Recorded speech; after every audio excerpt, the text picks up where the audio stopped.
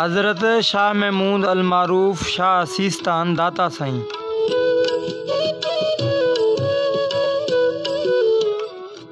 बुज़ुर्ग शेख हज़रत शाह महमूद अलमारूफ शाह सीस्तान दाता साईं 11वीं सदी हिजरी में थी गुज़रियो आहे। शाह महमूद सीस्तान ईरान खां सैरो सियाहत कंदे अची नसरपुर सिंध में पहुतो। पाण कादरी तरीक़े जो बुज़ुर्ग हो। हिन बुज़ुर्ग नसरपुर में ही वफ़ात कई। तोहफ़तुल किराम जे लिखे मूजिब अवाइल में संदसि मज़ार दरिया जे परें भर हुई। संदसि कुबे में एतिरो त जलाल ऐं हेबत हुई जो को बि माण्हू अंदरि वञी न सघंदो हो। दरिया जे पावक करे संदसि लाश 3 दफ़ा ज़मीन मां कढियो वियो ऐं हाणे जंहिं हंधि पाण दफ़न थियल आहिनि उन जाइ ते 3 भेरो मदफ़ून आहिनि। उन 3 दफ़े दफ़न थियण खां पोइ कुबे में अंदरि वञण जी इजाज़त आहे ऐं माण्हू अंदरि वञी ज़ियारत कंदा आहिनि।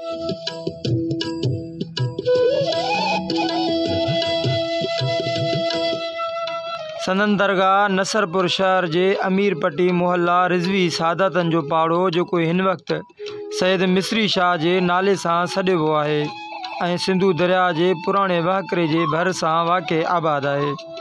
दाता साईं हिन वक़्तु जंहिं हंधि दफ़न थियल आहिनि उन जाइ ते कंहिं ज़माने में रिज़वी सादातन जी हिकु लड़ी इस्माइल पोटनि जी ज़मीन हुई जिते वॾा आलीशान बाग़ रखियल हुआ।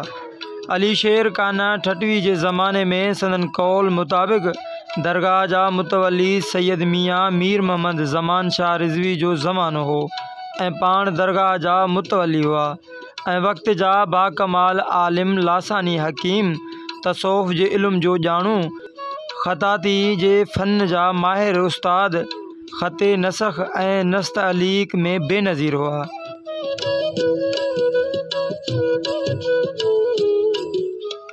संदन मज़ार नसरपुर जे मशहूर दरगाह हज़रत सैयद शाह ग़ुलाम हुसैन गुल पीर जे अहाते में आहे।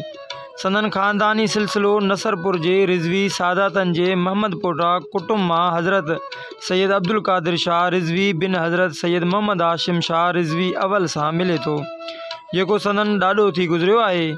दाता साईं जे कुबे ते नसरपुर जे काशी जो उम्दो ऐं नफ़ीस कमु थियल आहे। कुबे जे अंदरि 2 मज़ारूं आहिनि। उन मां उलहंदे वारी मज़ार शाह महमूद जी ऐं उभरंदे खां संदन ख़लीफ़े हाजी हज़ूरी जी आहे।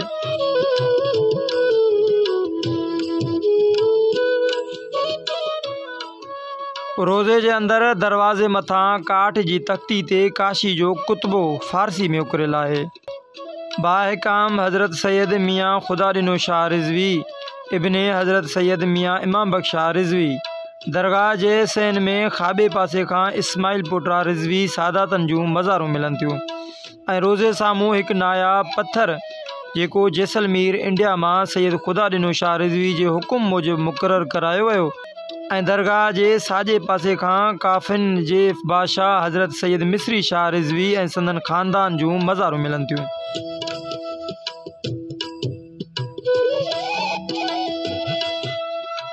दरगाह जे अंदरि मस्जिद तामीर थियल आहे ऐं कलोड़नि जी साहिबी जो फ़न तामीर जो हिकु नादर शाहकार आहे।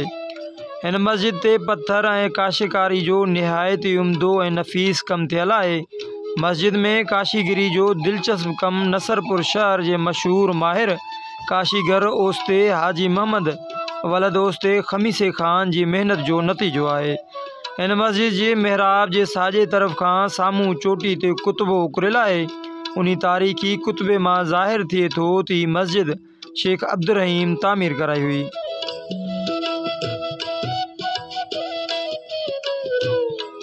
दरगाह जी संभाल ऐं नज़र न्याज़ लाइ मुजावरनि जा 2 ख़ानदान मुक़ररु आहिनि।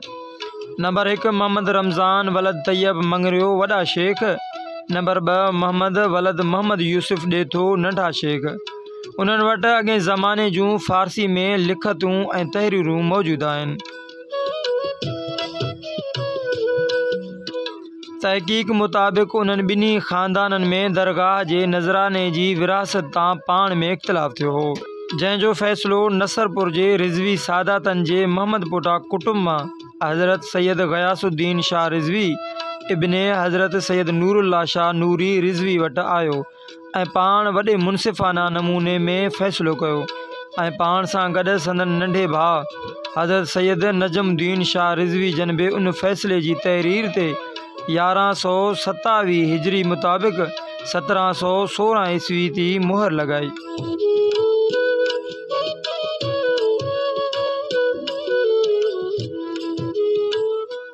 शेख मोहम्मद रमज़ान मंगरे वारनि जी तहरीर ते किन अॻूणनि आलिमनि जूं सही ख़ादिम शरअ मोहम्मद मीर काज़ी हसन मियाँ मोहम्मद मुराद ख़ान कलोड़े हाकिम सिंध जे पारां जारी कयल फ़रमान ऐं हुकुमनामो तहरीर थियल आहे। शेख मोहम्मद वलद मोहम्मद यूसुफ ॾेथे जी तहरीर ते सरफराज़ ख़ान ऐं काज़ी नूर मोहम्मद ऐं अब्दुल हलीम जूं सयूं थियल आहिनि। शोबानुल मुअज़्ज़म 1174 हिजरी 1761 ईस्वी में रिज़वी सादातनि मां मोहम्मद पोटा कुटुंब जे मशहूर दरवेश बुज़ुर्ग हज़रत सैयद शाह ग़ुलाम हुसैन गुलपी रिज़वी जे बाबा साईं हज़रत सैयद मोहम्मद हाशिम शाह सानी अल मारूफ साईं मीर शाह रिज़वी इब्ने हज़रत सैयद ग़ुलाम हैदर शाह रिज़वी नसरपुर शहर जा आमिल हुआ।